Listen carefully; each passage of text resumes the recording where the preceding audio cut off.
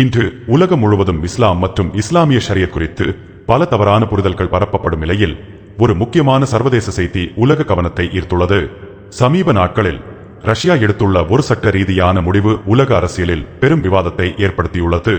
சில குறிப்பிட்ட சூழ்நிலைகளில் முஸ்லிம் ஆண்கள் 4 பெண்களை வரை திருமணம் செய்ய அனுமதிக்கலாம் என்று ரஷ்யா சட்ட ரீதியாக ஏற்றுக்கொண்டுள்ளது. இந்த செய்தி ஏன் முக்கியம்? ஏனெனில் இது இஸ்லாமிய ஷரியத் சட்டத்தின் ஒரு அடிப்படை அனுமதியை உலகம் மீண்டும் பேச தொடங்க வைத்துள்ளது. இஸ்லாம் 4 திருமணங்களை கட்டாயமாக்கவில்லை.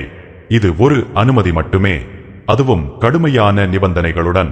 குர்ஆன் தெளிவாக கூறுகிறது, நீங்கள் நீதியை நிலைநாட்ட முடிந்தால் மட்டுமே, அதாவது பெண்களுக்கு சம உரிமை, சம பாதுகாப்பு, சம மரியாதை வழங்க முடிந்தால் மட்டுமே இந்த அனுமதி வழங்கப்படுகிறது. இல்லையெனில் ஒருவரே போதுமானவர் என்று இஸ்லாம் தெளிவாக அறிவுறுத்துகிறது. இந்த சட்டம் ஆசைக்காக அல்ல, இது பெண்களின் பாதுகாப்புக்காக, இது சமூக சமநிலைக்காக. ஆனால் இங்கே ஒரு முக்கியமான கேள்வி எழுகிறது. இஸ்லாமிய ஷரியத் என்று வந்தாலே ஏன் உலகம் அச்சப்பட வேண்டும்? ஏனெனில் பல கிறிஸ்தவ நாடுகளில் இஸ்லாமிய அடையாளங்கள் கடுமையாக கட்டுப்படுத்தப்படுகின்றன. அதில் முக்கியமான ஒன்று ஹிஜாப். ஒரு முஸ்லிம் பெண் அல்லாவுக்காக ஹிஜாப் அணிந்தால் சில நாடுகளில் அவளுக்கு பள்ளிகளில் அனுமதி இல்லை, வேலை செய்ய முடியாது, அரசு அலுவலகங்களில் தடை விதிக்கப்படுகிறது. இது உண்மையில் மத சுதந்திரமா? ஒரு பெண் தன் உடையை தேர்வு செய்தால் அது அடிமைத்தனம் என்று சொல்லப்படுகிறது. ஆனால் அதே பெண்ணை கட்டாயமாக ஹிஜாப் அகற்றச் சொன்னால் அது சுதந்திரம் என்று சொல்லப்படுகிறது.